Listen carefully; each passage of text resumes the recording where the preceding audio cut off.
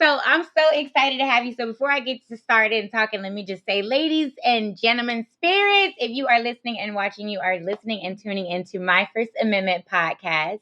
And I am blessed to have the beautiful Breezy from Breezy Paintings LLC. Breezy, I gotta say, I don't know your real name. So if you want to say your government name, let us know, because I call you Breezy. My name is Brianna. Okay, Brianna. I think I knew that too, and I was still calling you Breezy. Okay, so you and I, before we get to talking, thank you so much for being on the show. And I want to let of course, I want to let oh, wait, let me give you a hand clap really quick. So I want to let my spirits know how I met you first. I met you with basically kind of through Kimba with paint and pens, right? Was that paint and pens? Yes. Okay. Me and Solo, we host an event called Paint and Pens. Yes. I think that's the second one. I met you there at Hooch and High, right? Mm-hmm. It's going to start recording. Right? Mm-hmm. Okay, now we're recording, so this could be for YouTube as well. Yes, so so we met there, and then I ended up being a part of your next event when you were pairing it with artists. So that is how I was introduced to the lovely Brianna. So please, Bree, tell my spirits who you are and where you're from. So my name is Brianna, but I go by Breezy, and I'm a visual artist. I'm from St. Petersburg, Florida. I do a lot of my events and workings in Tampa and Clearwater. But yeah, I'm a visual artist, muralist, freelance artist, however you want to say it. I'm just a creative. So nice. Yeah. I love that. I love that. So how long, I know this is not one of the questions that I've sent to you, but my first question was, what inspired you to become a painter? But before I ask you that, how long have you been painting? I've been painting since a kid, but I've been selling my paintings through Breezy Paintings for about 4 years now, 3-4 years. Hey, another hand clap. Congratulations. I love that. So what inspired you to become a painter? I feel like everybody has an inner knowing from a kid what they want to do, or what kind of person they're going to be when they become older. Right. And I feel like usually some people can like forget that. But from a kid, I've known that I wanted to be some type of creative because I was always drawing or building or making something. So yeah. Nice. I think life inspired me to be a painter. Yeah. I love that. I love your paintings. I've actually purchased a few of your art. My daughter loved your paintings too. So, and you also do... It's about a notebook for me, right? Yes. Sorry. Yeah, that's okay. She loved the notebook. Yeah, she bought it. She absolutely loved it too. So speaking of that, you also do face painting. How did you... Yes, I do. What, go ahead, talk to me about that. So I've always worked with kids. So before I decided to open Breezy Paintings, I worked with kids at like rec centers, and I had my own babysitting business for like 4 or 5 years. So working with kids was always like an avenue that came easy to me. And then the opportunity arose to learn how to face paint with another artist, and I just took it and I went with it. And I'm really enjoying face painting now. I do it for like events and private parties and stuff, and it brings me joy, like seeing how excited they get when they have like the cool designs and the tigers and all that. Yes, you're so talented in that. I love it. I love seeing the children so excited and so happy. I gotta bring my babies, and you gotta definitely. I definitely want to bring my babies to one of those events coming up. So this was another question of mine. When it says mediums, maybe you understand this as a painter. What mediums do you prefer to work with? I'm assuming they're talking about like paintings or brushes. Yes. So mediums usually refer to the type of paint you use or the material you use for painting. Like, okay. So like to give you a few examples, different mediums can mean Whether you work on canvas, whether you work with acrylic paint, oil paint, clay, stuff like that. I prefer to work with mixed media, which is a mixture of everything. So I usually work on canvas, but I use like acrylic paintings. I'll use markers. I'll like paste stuff into my paintings. And I like to do that because I feel like it just like takes one step further into the painting. And like you can add like some of my paintings. I even have like leaves or like stuff from wherever from Earth, and I add them into the paintings. I just feel like it just adds a different meaning. Yeah. I love that because let me just tell you, I kind of grew up with like Bob Ross. So I've only known painting to be like canvas and brush. But these days you guys are, making it so artistic, and you're expanding like the artistic horizons of like painting. And I love that. So I'm here for it. Yeah. So how would you describe so how would you describe your artistic style and what you feel like distinguishes you from any other painter? So firstly, I don't really like to I don't put my paintings into a category just yet, just because I'm experimenting with a lot of stuff. But if I would put my category into like symbolism, just because like when you look at my paintings, sometimes a lot of them have deeper meanings to it, or like a story behind it. So I usually put like teaching my work, and that's usually what symbolism does. Like you have to look at it and then think about it, and then like somebody else will look at it and think at it, like a lot of other paintings and other styles. But somebody else will look at it and think at it and interpret it a totally different way, and it will mean a different meaning to them. So that's how I would definitely describe my art style, as symbolism. Okay, I love that symbolism. So, what themes or subjects do you enjoy exploring when it comes to your paintings? So I'm a deep thinker.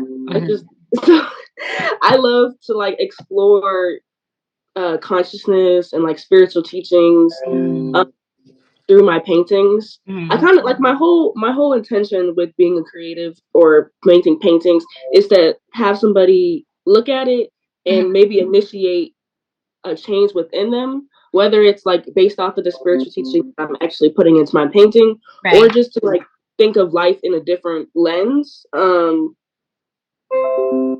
just understand themselves better, and then within that understand the world. So I definitely like to, going back to your question, I definitely like to explore spiritual teachings that I've learned, and I like to put them on canvas and express that to the world. That's amazing. Can you give me an example of like a spiritual teaching that So there's this collection that I just made. It's called To Be. And it's a collection. I softly launched it because there's stuff I'm gonna add to it, but it's basically a wordplay and painting. So the term to be is spelled Tubi, but it also like the wordplay is to be, like to be present, and the meaning or the message behind that is the power of presence, and also when it comes to like your emotions, being able to use your emotions to fuel anything you're doing in that exact moment.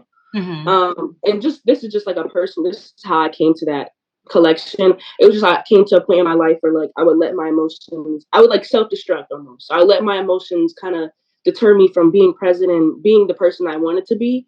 So after I did some like journaling and all that stuff and self-realization, I wanted to put the message out there that we do have the power to be present, but there's also a balance of honoring our emotions that come with that. So yeah, that's one of my spiritual teachings that I've recently.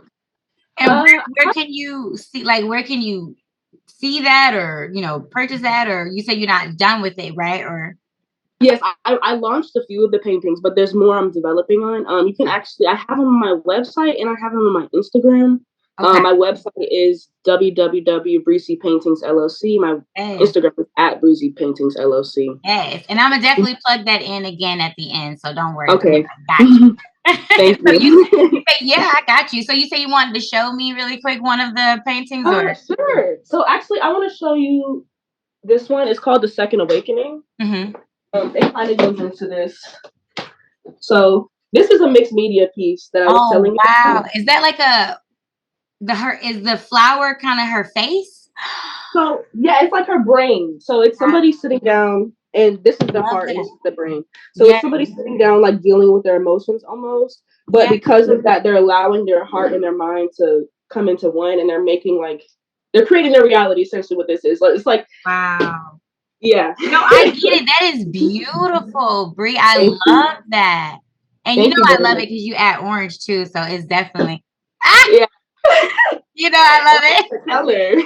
Yes, it's so beautiful. I love that. Okay, so when I get my own place, you know I'm coming back to you because I want to fulfill my home with like local artists, paintings. Like so I'm coming to you, Kimba, everybody. Okay, perfect. Yes. So are there any particular artists or styles that have influenced like anyone, maybe locally or famous? So I feel like there's been a lot of artists that have inspired me.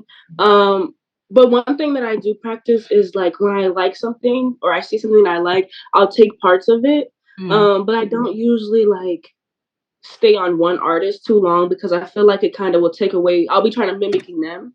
And right. I feel like it takes away from my own creative process. But there is a lot of artists, whether it's like on Instagram or I've been to like museums and stuff like that, where I feel like, wow, that aspect is really interesting. And I try to like do my own spin of it. Mm-hmm. Um, but yeah, I feel like even not even just artists inspire me, like even like clothing or poems inspire me. Like I like will see the words and I like envision it and like so Mm-hmm. yeah, I think a lot almost every creative or life inspires me. I love that. And I think that's as a painter, that's kind of what you do. You take your life experiences or any type of inspiration, you put it into your painting. So, Yeah. yeah. So how do you deal with like the creative blocks or do you face any challenges when it comes to working with paintings? So, as far as creative blocks, I feel like creative blocks are like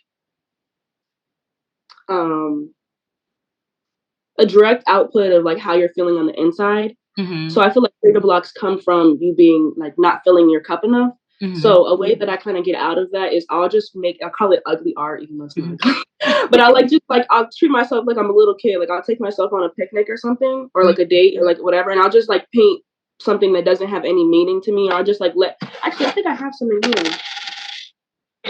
I'll just like paint random stuff. I Yeah. did a YouTube video about this.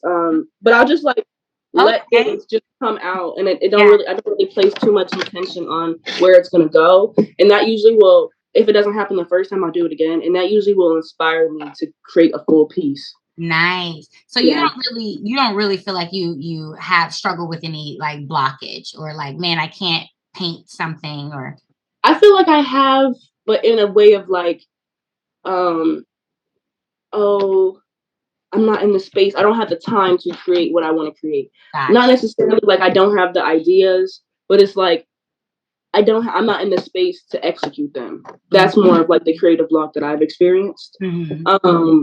But then again, like with that, I'll like even if I have a little bit of time, I'll just make something with less intention, so that way I'm still, fulfilling that creative intention. Okay. So I have a Yeah. question that wasn't on the list. Has Hmm. anybody ever asked you to like paint something for them or and they kind of had like a idea and you kind of had an idea like how like did you ever experience that?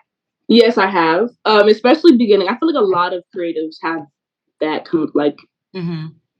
and they're basically called commissions. So like when people come to you and they want you to paint something Mm-hmm. for them, I feel like that's good for artists to start off with. And Mm-hmm. I feel like something that I run into is like I like it when people look at my art, look at my style, and then come to me and Mm-hmm. like, oh, I like your style. Can we work something out? But Gotcha. I've had people also come to me and be like, can you paint a realistic portrait of my dog? And Right, it's like I do that, like like those are somebody who does do that. So so you it don't just take on those job opportunities? I will as long as it fits both of our like if I listen to what they're saying and it Mhm. matches what it's something that I want to create as well. Right. Because I honestly like to be transparent. I will put more intention. It just will come out a better outcome if I am interested in what I'm creating. If I Gotcha. have no interest in it, it's not really like a passion of mine. So yeah. That makes sense. So when it comes to your paintings, because I know you said Mhm. that with your the the whole segment that you have with what you said, emotions and showing it or something like that. How do you know when it's complete, or a painting or a segment is complete? I feel like I know it's complete when I look at it and I can see that the story that I'm trying to tell is portrayed in the way that I want it to be told. So it's not like sometimes and this is another thing too, like even like we're always learning. So sometimes I'll learn something, put it on a painting, and then like 6 months later I'll be like, oh, I learned more about that topic. So like then I might add on to it and change the story a little bit. But that's how I know a painting is done, when I feel like I understand it or the message is portrayed. Okay, so kind of like telling a story or being an author of your own. Yeah. Yeah, I mean, exactly. You are painting pictures, or you're telling a story through painting. So I love that. So I think I have one more question here, because we pretty much like asked, I kind of skipped all over the questions when I was asking. So what advice, before we leave, what advice would you give any aspiring painter who's looking to develop their craft? I would say spend time with yourself and understand the reason why you're painting or the reason why you're creating, and get familiar with what it is you're trying to say, and also allow yourself to change too. Like allow yourself to try different things. Like I know personally, I started out with acrylic, and I feel like if I didn't try mixed media, or if I didn't go into like practice with, I practiced with clay before too, but if I didn't try those things, I wouldn't really know who I am as an artist or what direction I want to go to. So I would just say, just try and experiment, and don't be afraid to be bad at something. Yeah. You know what? I'm glad you said that. You said try and experience, and because when it comes to being a new artist and stuff like that, I have a fear of like imposter syndrome. Did you ever face that when you first came out? I know that's not one of the questions, but I had to ask. No, yeah, definitely. Especially when I started out too, because like I started out painting like cartoons of things that were already here. Right. So it's just like, dang, I'm not really an artist. I'm just recreating stuff. And that was the thing I had to get over. It's like, this is the start. Like keep that's why I said listen to yourself, because if I didn't ever allow myself to be bad at whatever portraying it is, whatever I was trying to portray, I never would have developed the skills. So I think imposter syndrome happens to a lot of creatives, if not almost every creative. But it's also like, you have to understand you were born with that knowing. So you have to listen. The more you listen to it, the louder it gets, but you have to listen to it. Yeah. So, yeah. I love that. So I'm not gonna let you leave before you talk about painting pens and how did it come about, and then the upcoming show. So tell us about that. So first I'm going to explain what Paint and Pens is. So Paint and Pens is a collaborative artist showcase. So we bring together visual artists and performing artists, whether that's a poet, a singer, rapper, musician, and we literally pair people together based off of their artistic style. And it's a really good time. But we're gonna have our 1-year anniversary, July 9th. It's gonna be my soundboard went off, so I'm clapping for you. It's okay. But we're really excited. So I work with somebody called Solo. I know you know him. His name is Isolated Vibes. He's a DJ, event hoster. But we came together because I met him at the Creative Lounge, just like I met you. Right. And I was talking to him like, yeah, I want to host events, da da da da. And he brought his like music side of it, and I brought my visual side of it. And we were just brainstorming on ways to collaborate both, and we came up with Paint Pens. So that's how it all came about. I love that. So talk to us. Listen, it's such a vibe. Like when I'm gonna just tell you, and I don't know if you know this, when I first came to your event, I was just a door girl. I was like, I just want to be a part of the. Oh, you remember? Okay, I was like, I remember. That's how I met you. Yeah, I reached out to Solo. I was like, listen, I'm a fan. I just want to be a part of the event. I don't care. And he's like, okay. Well, I was like, boom. So then the next time, you guys invited me to actually be on the show, and I was like, oh my gosh. So it's such an amazing experience. Spirits, if you have not checked it out in your local Tampa area, definitely check that out. So talk to us about the upcoming event. So I also host paint and sips the upcoming event Yeah, on and July then you 9th can or tell the us other about day? paint and sip as well, because you got that too. Okay.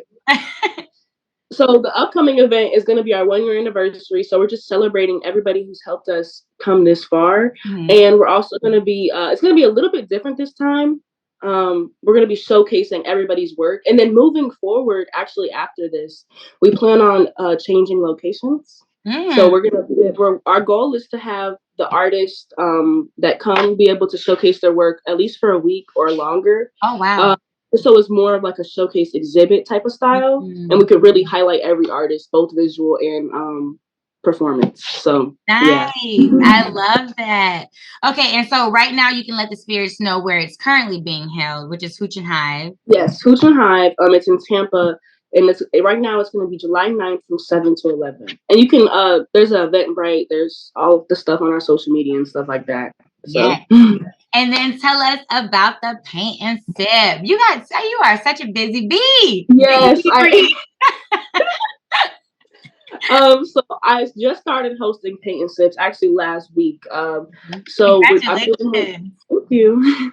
I'm doing one every Tuesday. It starts at 7 p.m. and every week we change the design. So it's just like a good night for like girls' night out or like a date night or a solo date or whatever. Actually, a lot of people came solo, and I was happy because Yeah. So yeah, I just guide people through a painting, and they can get food or drinks, and we have music and stuff like that. But it's like a really chill Tuesday, you know. Listen, I'm definitely coming, but I want this. I really want to come, but I want it to be like a couples thing.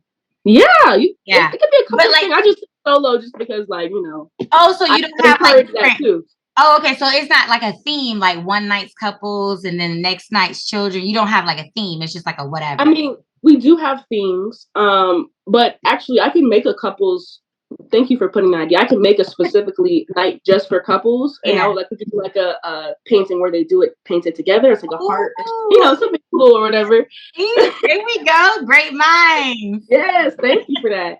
But like last week we did like a sunset theme, just stuff like that, or like night on the like city night or something like that. But I feel like that's a great idea. People will love that. You can do all kinds of things like Bahamas themes or like make people like, I don't know, because I would want to and then like do like some weird Bob Ross thing where people can be like, that's a really good idea. I always wanted to see if I could do a cabin in the woods, So. Yeah. Thank you for the ideas. I'm gonna write these down. Like, got you. I'm your publicist right here. So, I'm so excited to have you on the show. Is there anything else that I did not touch on, Bree, that you want to let my spirits know about? I think you got everything. To be honest, yeah. Okay, I'm just wait a minute. One last. Well, I did ask you about like face painting, but my other question I guess I didn't mention is, did you have any specific challenges when you're working with live models? Oh, okay. So I would say, the difference between drawing, because I have been to some figure drawing places. That's basically where there's live models, and then I've also drawn from like references, whether it's like a picture of a flower, whatever.